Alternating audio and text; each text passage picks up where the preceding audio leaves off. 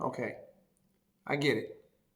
Talking about and setting up an emergency fund is not nearly as sexy as investing in Bitcoin and becoming an overnight millionaire. Fully understand that. But if we look at this article for a second by CNBC, we see that 44% of Americans can't afford a $1,000 emergency. Now let's just go over what that looks like, right? What does a $1,000 emergency look like? That's literally anything, right? Your car can break down. Maybe your pet needs to go to the vet. Maybe your kids get sick and you get an unexpected medical bill. Maybe your washer breaks, your dryer, anything. That could literally happen at any moment.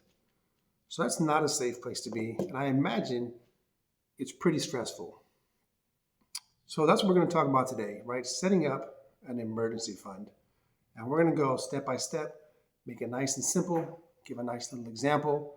So it should be perfectly clear by the end of the video what you should look for when setting up your own personal emergency fund. So first, let's get started by what's the purpose of having an emergency fund. And it used to be called a rainy day fund, right? But I haven't heard it called that in a long time. I don't know if that's not a phrase anymore. But anyway, it's the same thing. Rainy day fund, emergency fund. The purpose is, as the name implies, it's there for an emergency. So when things go left, and inevitably they go left, you have a cushion for yourself and for your family. You have time to get back on your feet, and you don't need to run to a credit card or to go borrow money from friends and potentially strain that relationship. But you have money put aside whose job it is to keep you safe. That's the only job of an emergency fund. Okay? That's its purpose. Now that we understand that, let's get into how to set one up. Starting with, how much money should you have in an emergency fund? Okay? Typically, it's recommended 3 to 6 months of living expenses. So you need to know, what are your living expenses? How much does it cost you to survive per month?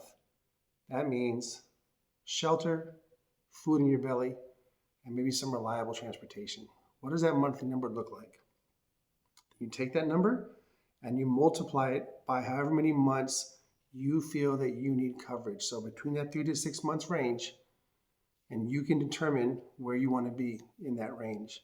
A couple of factors I would consider: is your household single income or dual income?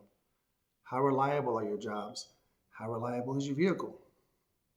Those are the type of things that I would consider. Do you have extra income coming in? All those things can play a factor in how much coverage you should have. But ultimately, you need to decide what you're comfortable with. Okay? So let's give an example.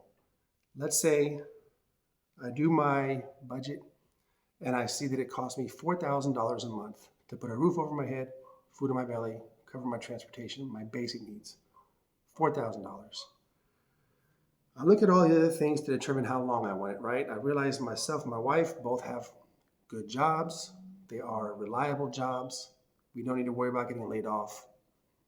We have a reliable car. We do have kids. No extra side income.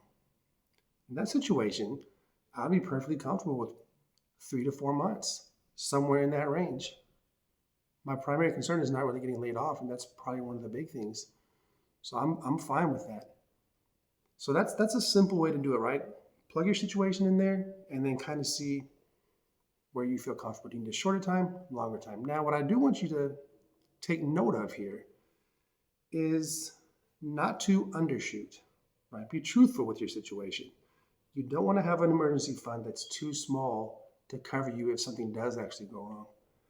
But at the same time, you don't want to have so much money in there that it does more than just cover you, right? Because if you have the protection set, all the money that's on top of that, just sitting in that account not growing, could be somewhere else growing and building your net worth.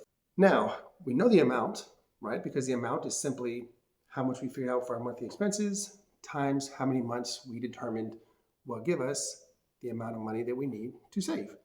So going back to our example, we said $4,000, and I think we said, 4 months, correct? So $4,000 times 4 months, I need $16,000 put away.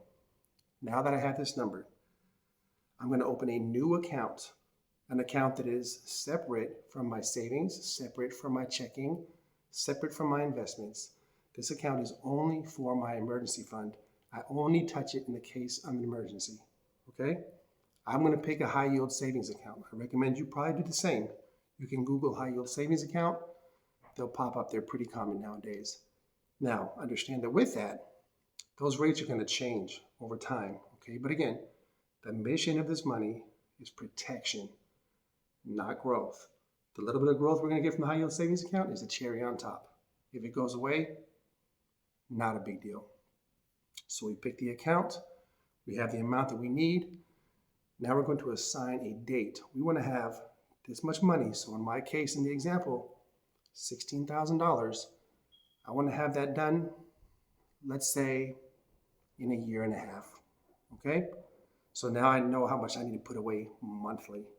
Once I know that number, I'm going to put that at the top of my budget. I'm going to treat it like a bill with my water, my electric, my housing. The emergency fund is going to be right there with that. And that's going to automatically come out of my pay every 2 weeks or every month, whatever I get paid. Automatically, that allotment is going to come out and go into my account to build my emergency fund. And you'll see that as time progresses, that account gets bigger and bigger. Even before you reach your goal, you're going to feel just that sense of relief, right? That stress off your back because you already have a cushion that's growing and growing. And so you know if something happens, you don't need to stress out about it. You can simply go into this account whose purpose it is to protect you and use that to cover you for the time being. So I hope this was helpful. I hope you took away some tangible, actionable items that you can actually move forward on. If you have any questions or any comments on how long you're going to make your own personal emergency fund, leave me a comment down below. I'm a tiny channel, so I'll definitely get back to you. All right, talk to you next week.